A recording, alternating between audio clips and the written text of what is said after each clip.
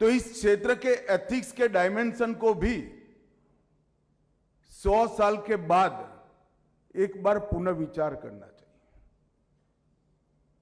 जिनका जीवन शुद्ध हो, विचार शुद्ध हो, आचार शुद्ध हो, मैं तो आग्रह करूंगा केतन भाई और डॉक्टर नायक को कि आप लोग एक टीम बनाकर एक ऐसी टीम बनाइए कि जो इस क्षेत्र के एथिक्स को भी रीडिफाइन करे, आज के अनुसार बनाए।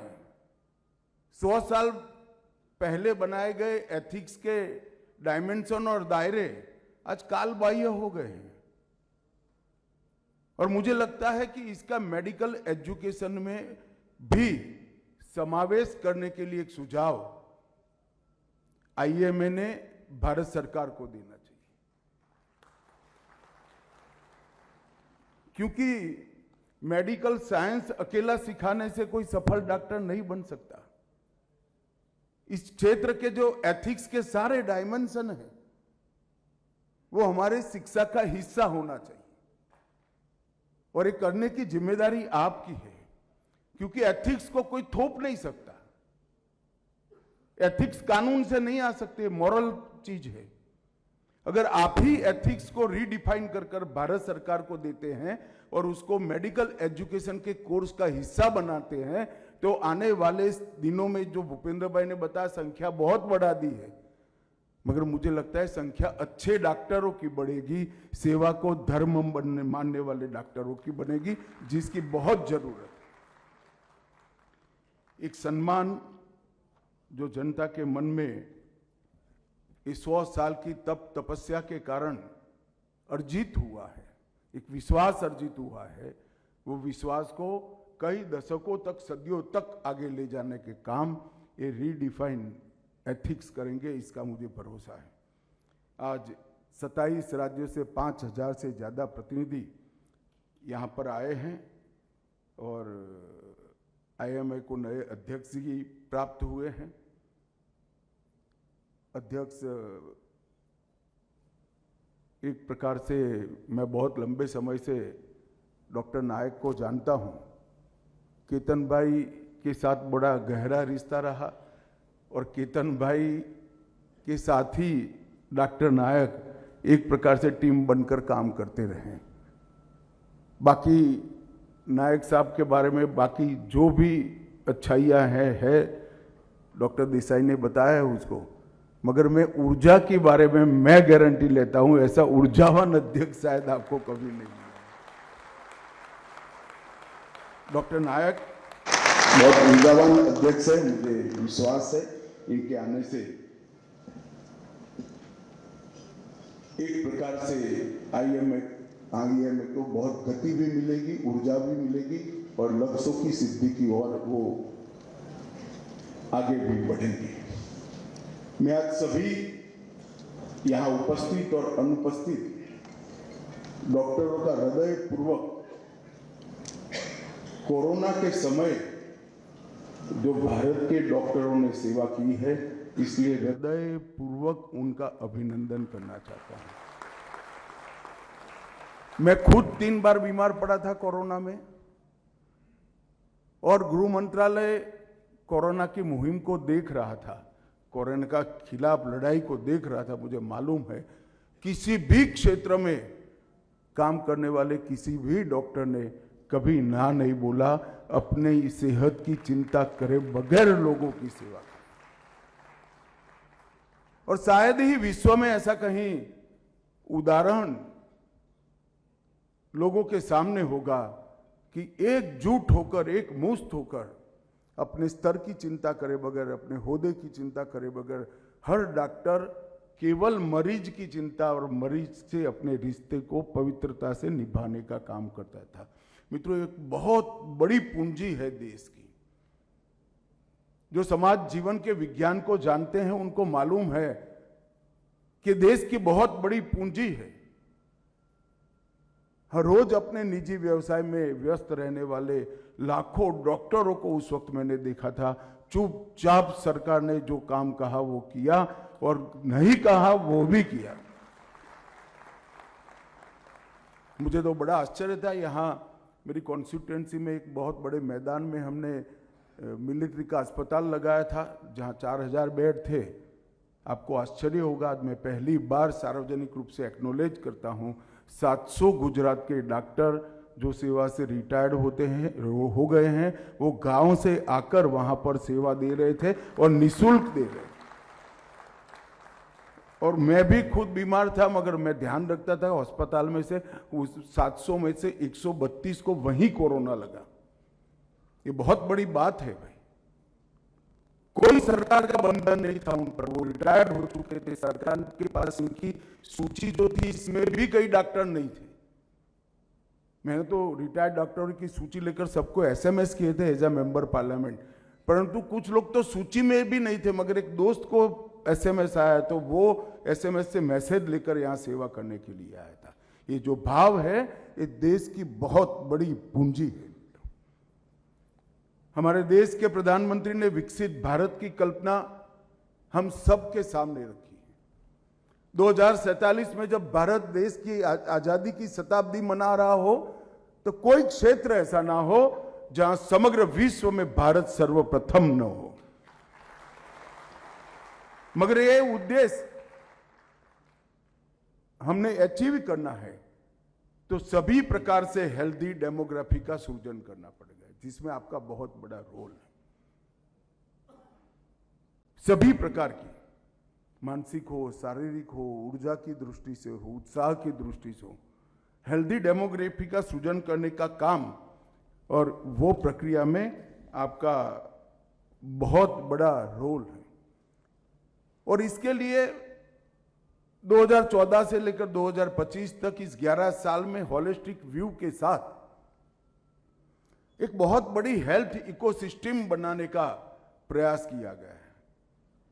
प्रयास पिसमिल है, जितना प्रचार होना चाहिए इतना हुआ भी नहीं है, और श्रृंखला बनाकर किसी ने आज तक रखा भी नहीं है, तो दिखाई भी नहीं पड़ता है। मगर मैं आपको आज पूरी श्रृंखला याद कराने का प्रयास करता हूं।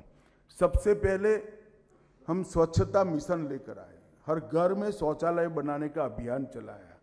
आप सब समझते हैं स्वास्थ्य से इसका कितना जुड़ाव है। अगर शहर, गांव, कस्बे स्वच्छ हो जाते थे, घर के आसपास की चीजें स्वच्छ हो जाती है, तो कई सारी बीमारियां पैदा होने से ही रुक जाती हैं। तो स्वच्छ भारत मिशन में हमने हर घर के अंदर एक टॉयलेट का मिशन पकड़ा, और अदरवाइज भी स्वच्छता एक बहुत बड़ा अभियान लिया, और इसके कारण आज भारत के स्वास्थ्य के परिदृश्य को बदलने में फायदा मिला।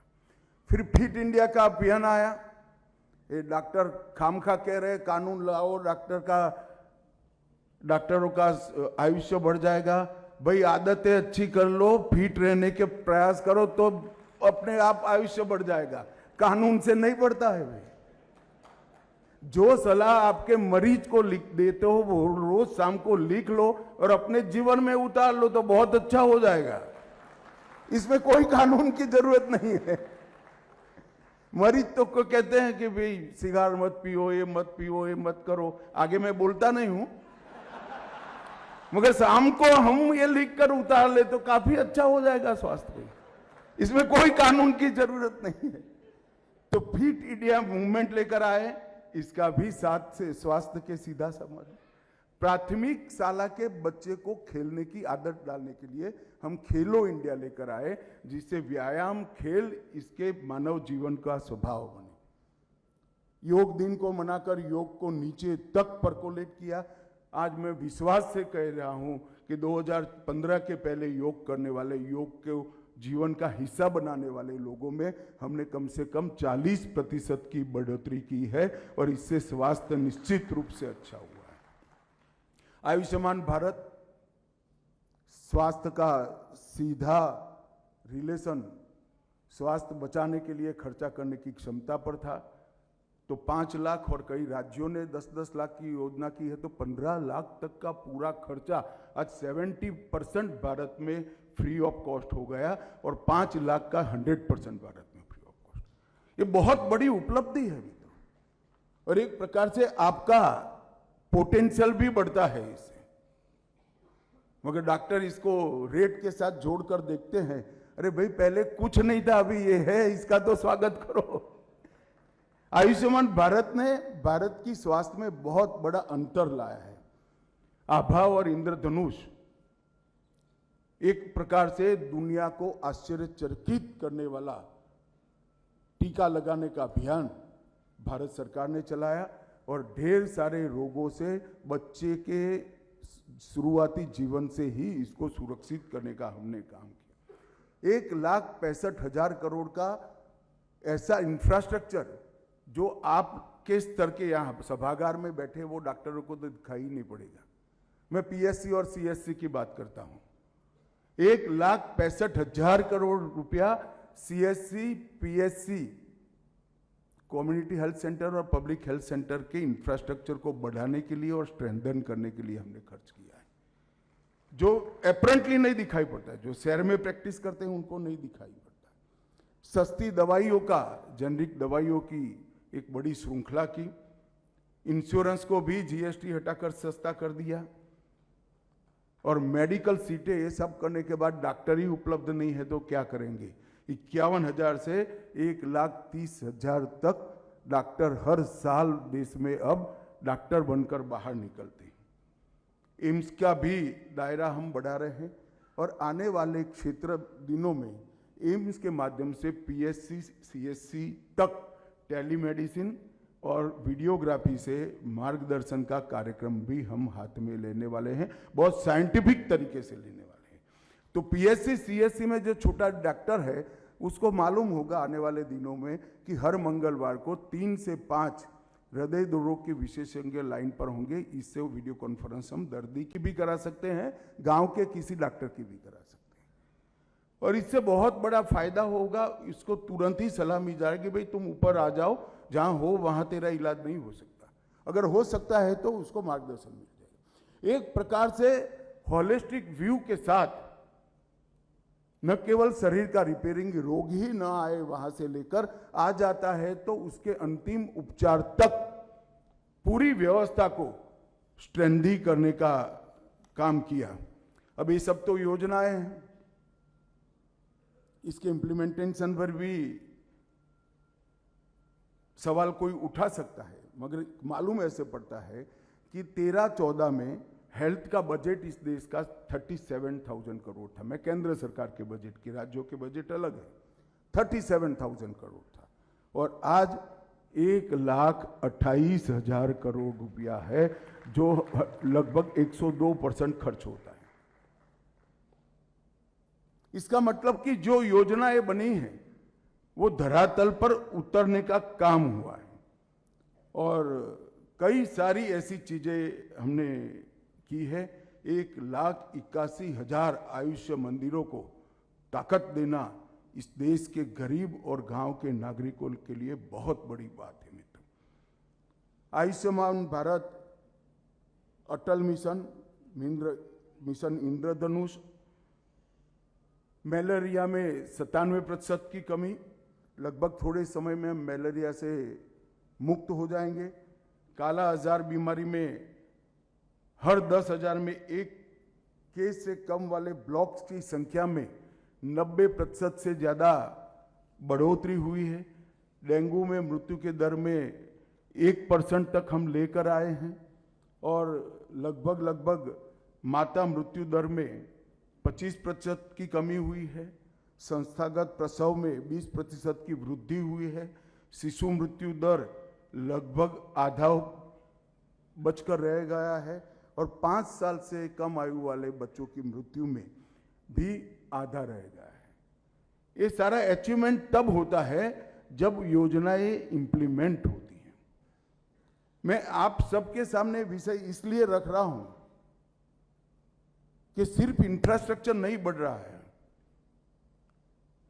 नागरिकों के स्वास्थ्य के अंदर अभूतपूर्व परिवर्तन लाने का भी काम हुआ है और ये सब आपके जानकारी में इसलिए होना चाहिए कि आप लोग जो प्रयास कर रहे हो इसको ये इंफ्रास्ट्रक्चर के साथ, इस योजनाओं के साथ, ये प्रयास के साथ संरेखित करना चाहिए, अलाइन करना चाहिए, तभी जाकर ज्यादा परिणाम मिल सकते हैं।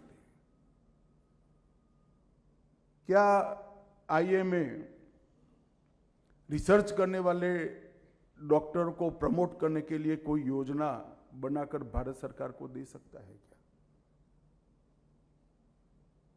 क्या आईएमए वीडियो कॉन्फ्रेंस और टेलीमेडिसिन की व्यवस्था से जो हम अभी जितने डॉक्टर हैं इसका ऑप्टिमम उपयोग करने के लिए कुछ वॉलंटियर्स ऐसे निकाल सकते हैं?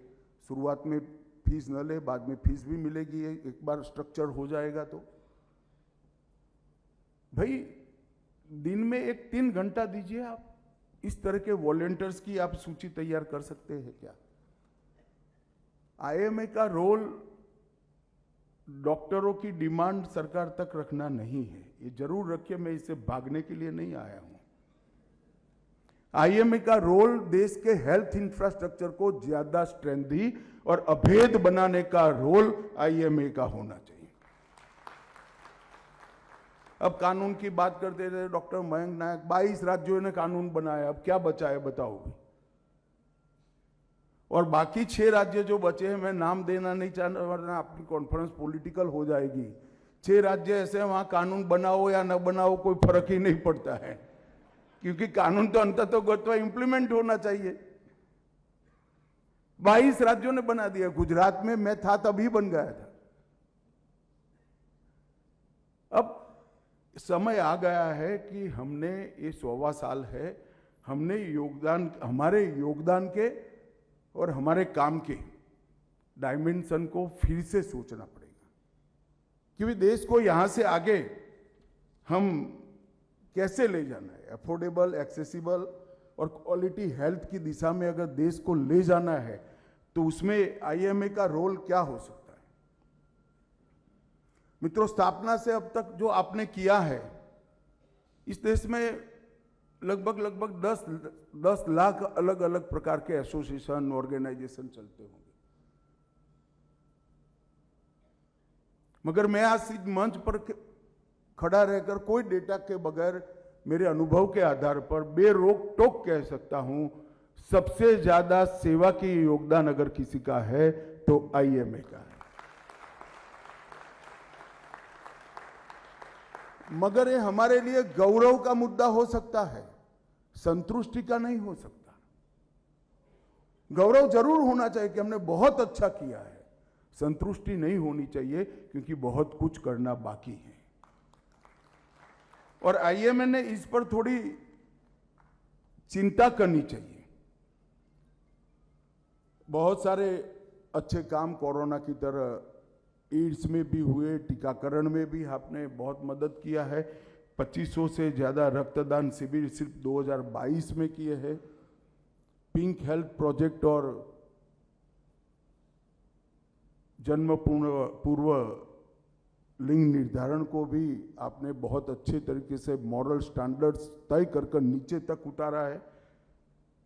और सिर्फ कोरोना में कल ही मेरे डिपार्टमेंट ने मुझे भेजा, कोविड-19 की हेल्पलाइन में 20 लाख से ज्यादा कॉल आपने रिसीव कर उनको हेल्प करने का काम किया। बहुत बड़ी बात है भाई।